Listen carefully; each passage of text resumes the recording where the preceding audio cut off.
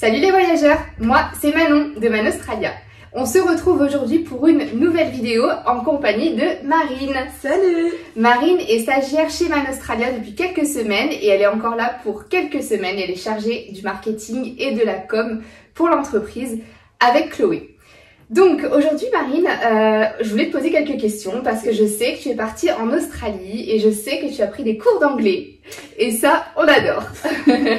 Alors oui, donc tout d'abord je suis partie en Working Holiday Visa, donc j'avais pas du tout pour but de prendre des cours d'anglais puisque j'étais fille au pair et j'étais vraiment en immersion totale avec la langue anglaise, mais finalement au bout de 1 mois sur place, j'ai décidé quand même de prendre des cours d'anglais pour vraiment améliorer mon anglais au maximum et le plus vite possible et ça a fonctionné du feu de Dieu, donc déjà ça c'est un très bon point. Et bah du coup je me permets de te couper, c'est justement pour ça que j'ai décidé de faire cette vidéo aujourd'hui. En vérité vous êtes nombreux à vouloir partir en Australie et du coup à pas forcément gérer l'anglais avant de partir et ça peut vous faire peur. Je sais pas quel était ton niveau toi avant de partir. J'avais un niveau bac mais t'avais déjà fait évaluer ton niveau ou pas? Quand on passe le bac, normalement on est censé avoir B2 je crois, en anglais, mais je devais avoir B1. Enfin, en tout cas, quand je suis arrivée en Australie, dans mon école, on m'a fait un test et j'étais upper intermédiaire. Donc entre B1 et... Oh non, B2 en fait, upper intermédiaire je crois. Je sais, franchement, je sais pas c'est B1 ou B2, mais je sais que upper intermédiaire c'est quand même pas mal parce qu'après le niveau d'après c'est advanced quoi. Donc c'est déjà bien de démarrer là. J'étais étonnée d'ailleurs. C'est pas mal parce qu'en fait, ce qu'il faut savoir, en Australie, quand vous prenez des cours d'anglais dans une école, vous avez le premier jour, et en général c'est un lundi, la rentrée. Oui. Le lundi, vous avez un test d'anglais pour essayer d'évaluer votre niveau, savoir où est-ce que vous vous placez, parce qu'il y a des classes qui sont réparties en fonction des niveaux des étudiants. Et pour pas que vous vous sentiez pénalisé ou alors dans une classe où le niveau est trop haut ou au contraire trop bas et du coup vous vous ennuyez.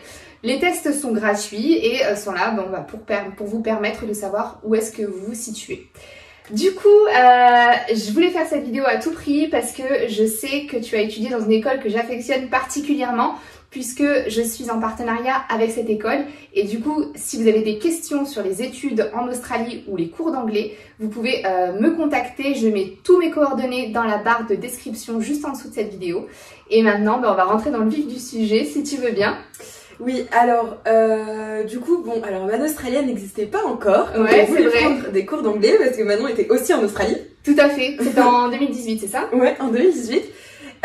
Et donc du coup en fait je voyageais un peu sur les groupes Facebook et j'ai découvert qu'il y avait des agences qui proposaient d'aider les Français ou des autres nationalités pour prendre des cours d'anglais. Et c'est vrai que j'étais un peu perdue, c'est un peu la jungle si on est tout seul et qu'on veut aller dans une école d'anglais, franchement on sait pas comment faire. Donc pour le coup, je pense que la meilleure solution c'est de passer par une agence comme Manon. En plus c'est gratuit, ça veut dire qu'ils vont vous renseigner gratuitement. Donc vraiment ça coûte rien et c'est vraiment très enrichissant. Enfin pour le coup moi j'ai adoré l'accueil que j'ai reçu et ils m'ont placée du coup chez International House parce que ils proposaient des cours du soir et moi au niveau de mon emploi du temps c'est ce que je préférais. Donc il faut savoir que quand vous allez dans une agence comme chez Manon, ils prennent vraiment en compte votre emploi du temps. C'est-à-dire que si vous travaillez la journée, ils vont tout faire pour que vous ayez des cours du soir. Si vous préférez des cours du matin, ou des cours de l'après-midi, vraiment ils font en fonction de vous, c'est vraiment très personnalisé. Ouais. Tu peux te dire, tu fais vraiment en fonction de chaque personne est différente. Exactement, chaque personne est différente, chaque personne a un niveau différent, a des besoins différents. Il y a des personnes qui veulent prendre des cours d'anglais général. Il y a d'autres personnes qui au contraire ont besoin de l'anglais pour intégrer un bachelor ou un master. Du coup c'est plutôt de l'anglais académique. Il y a des personnes qui veulent se préparer à un examen comme le Cambridge ou le TOEIC ou le IELTS. Donc il y a des cours de préparation à ces examens. Il y a des personnes qui veulent même devenir enseignants et enseigner l'anglais à l'étranger. Du coup, il y a des cours pour leur permettre de devenir enseignants. Voilà, on prend vraiment en considération le besoin de l'étudiant et le budget aussi. Oui, aussi. Parce que forcément, on veut tous trouver l'école aux meilleures qualité-prix finalement. Et donc du coup, International House, ça t'a plu? Ah, alors franchement, j'ai adoré. C'est là vraiment que je me suis un peu révélé en Australie, où je me suis sentie le mieux, c'est au moment où j'ai commencé mes cours d'anglais. J'ai rencontré des personnes extraordinaires. Tout le monde était soudé, en fait, dès qu'il y avait un problème, enfin, dès qu'on avait envie de parler. Vraiment, c'était un échange culturellement parlant incroyable. Et surtout, les profs sont géniaux. Ils ont l'habitude d'être en contact avec des étrangers, entre guillemets, parce qu'on est des étrangers quand on est en Australie. Et c'était dingue. L'enseignement, j'ai vraiment beaucoup appris. D'ailleurs, du coup, j'ai eu le diplôme C1 quand je suis partie de International House. J'ai pris aussi des cours de Cambridge, mais on en parlera peut-être un peu plus tard. Et non, franchement, les cours à International House, j'ai adoré. Et rapport qualité-prix, pour moi, c'est vraiment du bénéfice. Aujourd'hui, je le regagne dans mon travail, dans mes stages, à l'école. C'est vraiment un investissement, mais qui est à long terme, enfin qui est pour toute une vie, quoi. Bien sûr. Donc franchement. Et c'est vrai que Marine, elle a appris l'anglais. Bon bah tu le connaissais déjà un petit peu avant de partir, mais sur place, l'apprentissage il est complètement différent. Et son accent, franchement, elle gère. D'ailleurs, Marine, elle a interviewé deux étudiants qui sont une mongolienne et un chinois. Oui. Et ils nous parlent de leurs études en Australie. La vidéo, elle sortira sur notre chaîne YouTube. Si vous regardez cette vidéo, elle est peut-être même déjà sortie et du coup, je vous mets le lien juste ici. Ou là, je sais plus dans quel sens. Moi non plus, je sais jamais où c'est. Quelque part. et vous verrez du coup son accent. Et là, vous vous direz, ah ouais. Et d'ailleurs, c'est cool d'apprendre l'anglais en Australie. D'ailleurs, Ishko, qui est de Mongolie, étudie encore à International House. Oui. Donc je l'ai rencontrée là-bas quand on a fait nos cours d'anglais. Et aujourd'hui, elle est au collège de International House et elle fait du marketing et communication. Oui, alors c'est vrai qu'il y a certaines écoles qui permettent de vous faire un package en fait avec cours d'anglais et une formation australienne diplômante qui s'appelle VET, donc ça veut dire Vocational Education Training. Si vous voulez en savoir plus sur le visa étudiant en Australie, j'ai fait une vidéo qui est sortie et donc pareil, vous pouvez la retrouver quelque part ici, où vraiment je vous explique comment ça se passe pour faire des études en Australie, mais vraiment plus dans le détail. Par contre, ce qui est cool, c'est qu'en PVT ou Working Holiday Visa, vous pouvez faire des cours d'anglais jusqu'à 16 semaines sur votre PVT. Donc 16 semaines, ça fait à peu près 4 mois. Et donc jusqu'à 4 mois, vous pouvez prendre des cours d'anglais. Alors au niveau du budget, est-ce que tu te rappelles à peu près combien ça t'a coûté? Alors si je dis pas de bêtises, il me semble que j'ai payé 3 000 $. Ouais, c'est ça, plus ou moins. Ça fait à peu près 250 $ par semaine. Oui, c'est ça. Et il me semble que j'ai pris 6 semaines, je crois. 6 semaines de cours d'anglais? Je sais plus exactement. Ouais, faudrait faire le calcul, mais... Mais environ, franchement, c'est une fourchette à peu près. Ouais. C'est ce que j'ai payé. Et je voulais revenir aussi sur ça, c'est que parfois, on n'a peut-être pas envie de retourner à l'école. Si on n'y est plus, on a envie de profiter en Australie, tout ça. Mais et on est aussi peut-être dégoûté des cours d'anglais qu'on a eu au lycée, au collège, à l'université, où vous voulez, parce qu'en France, on peut le dire, on est nul dans les langues, enfin même dans les cours de langue, c'est pas terrible. Et là-bas en Australie, les cours sont vraiment géniaux. C'est vraiment de l'échange, que ce soit avec le professeur ou les étudiants. Vous allez toujours être par 2, par 3, parler tout le temps. Vous allez jamais vous sentir noté sur ce que vous dites en fait. On vous laisse parler, on vous laisse échanger avec les autres, vous exprimer. Et si vous faites une faute, ben, c'est pas grave, on vous reprend, mais c'est complètement différent en fait. Et c'est limite amusant. Enfin, c'est amusant en fait. C'est vrai. On y va par plaisir. Ouais, on y va par plaisir. Moi aussi d'ailleurs, quand je suis arrivée en Australie, j'ai pris des cours d'anglais et j'avais pris seulement 4 semaines parce que mon budget était beaucoup plus petit et à l'époque, les cours d'anglais étaient beaucoup plus chers aussi. C'est vrai que là, ils ont bien diminué leurs tarifs. Mais je pouvais me permettre que 4 semaines et en fait c'était 4 semaines super parce que ce qui est aussi cool, c'est que les écoles organisent des événements pour permettre à leurs étudiants de fédérer autour de créer une communauté d'étudiants.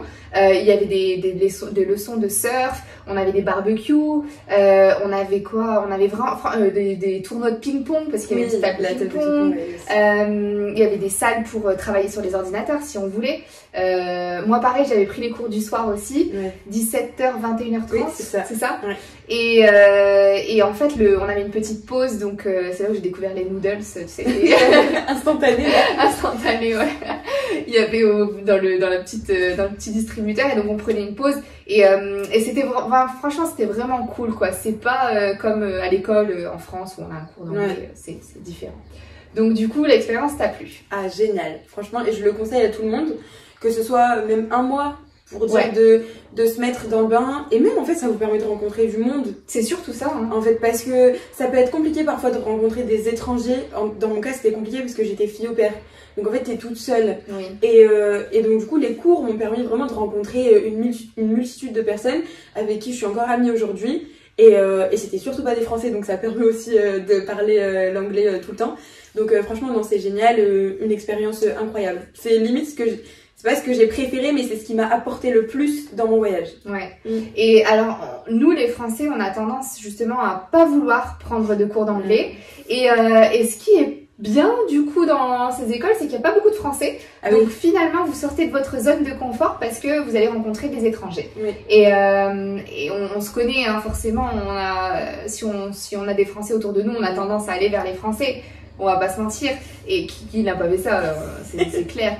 Mais dans les écoles, du coup, il n'y en a pas beaucoup, donc ça nous force à aller vers d'autres personnes et ça nous force du coup à développer vraiment notre réseau finalement. Et regarde la preuve, du coup, maintenant tu es encore en contact avec les ch'co, j'imagine que tu as rencontré d'autres personnes. Donc c'est enrichissant. D'ailleurs, pour la petite anecdote, comme tu disais, il n'y avait pas beaucoup de Français, mais alors à International House, quand je suis arrivée, j'étais carrément la seule européenne. Ah ouais, carrément. Et donc là, en fait, c'était une choc de culture. Carrément. C'est-à-dire que même pour eux, c'était incroyable entre guillemets, parce que donc au moment où je suis arrivée, parce que ça dépend aussi les périodes. Il y a plus ou moins des périodes propices où à un moment tous les personnes d'Amérique latine arrivent au même moment par rapport à leur calendrier. Nous les personnes d'Europe, on arrive aussi à un moment. Et en fait j'étais vraiment la seule européenne et il y avait beaucoup de personnes d'Amérique latine et de Mongolie aussi. Et pour vous dire, je connaissais pas du tout la Mongolie avant d'arriver à International House. C'est que je veux pas le situer. Mais je veux pas dire de bêtises, donc je vais pas dire. Donc je vais rien dire, je vous laisse deviner. Je vous laisse regarder sur Google où ça se situe. Mais vraiment, je savais. Enfin, on a peut-être déjà entendu parler, mais vraiment, ça nous paraît tellement loin. Et en fait, c'est là où j'ai rencontré beaucoup de personnes de là-bas. Et donc, seule européenne, donc c'était plutôt cool. D'ailleurs, en parlant du choc culturel, j'en profite pour faire une petite parallèle. Marine, elle a aussi tourné une vidéo qui s'appelle « Les 5 différences entre la France et l'Australie, choc culturel ». Et on vous l'a partagée sur notre chaîne YouTube. Et du coup, elle est franchement hyper intéressante à aller voir, parce que ça va vous apprendre plein de choses. Et Marine, elle a travaillé dessus seule, mais elle me l'a fait valider et j'étais complètement d'accord avec ce qu'elle a mis dessus, quoi. Donc comme quoi, c'est vraiment les 5 plus grosses différences, si je puis dire. Donc dites-nous ce que vous en avez pensé. Alors pour en revenir aux études, du coup, est-ce que tu pourrais aussi me dire si il t'a fallu... qu'est-ce qu'il t'a fallu pour t'inscrire en fait? Est-ce que tu as eu besoin d'écrire une lettre de motivation? Est-ce que tu... Alors non, pas du tout. En fait, je connais la réponse, mais bon, les gens ne savent pas. Donc j'ai pris un rendez-vous avec ma conseillère d'éducation. On a vu un peu ensemble ce qui me correspondait. On a fait mon dossier, mais en fait, j'ai juste donné mon nom, mon prénom, ma date de naissance, mon téléphone, bref, toutes les informations personnelles dont elle avait besoin. Elle a vu avec l'école. Elle m'a donné du coup le tarif, la facture, tout ça. Et au moment où j'ai donné mon aval, j'ai dit que c'était eux. En fait, c'est tout. C'est tout ce que j'ai fait. Et moi, je me souviens que j'ai fait le test le vendredi, en fait, après-midi. Ma conseillère d'éducation, vu qu'elle était en Australie, m'a amenée à l'école. Et j'avais visité aussi l'école. Ah oui, ça c'est sympa aussi parce que du coup vous pouvez faire ce qu'on appelle des campus tours et vous pouvez aller visiter l'école pour savoir si oui ou non elle vous plaît, si vous avez un bon feeling, c'est important aussi, si elle est située à un endroit qui vous convient, c'est pas trop loin de votre travail, si par exemple vous devez finir le travail et puis direct partir à l'école. En général les écoles elles sont quand même situées dans le centre-ville, donc c'est pas galère, il y a plein de transports.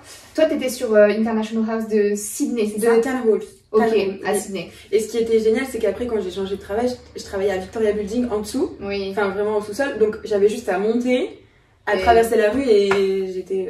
Et aussi un gros point positif, c'est que je sais que vous êtes voyageur, vous n'avez pas forcément envie de rester dans une seule et même ville.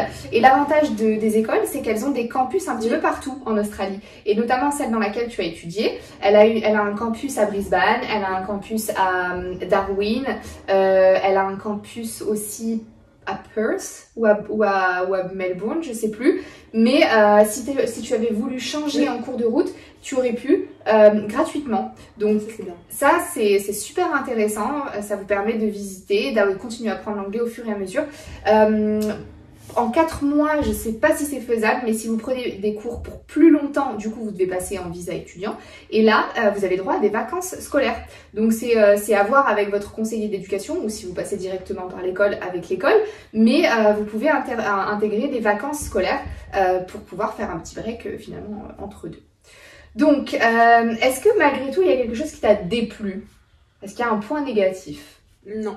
Non, franchement. Donc tu le conseilles je vais pas dire quelque chose pour dire quelque chose.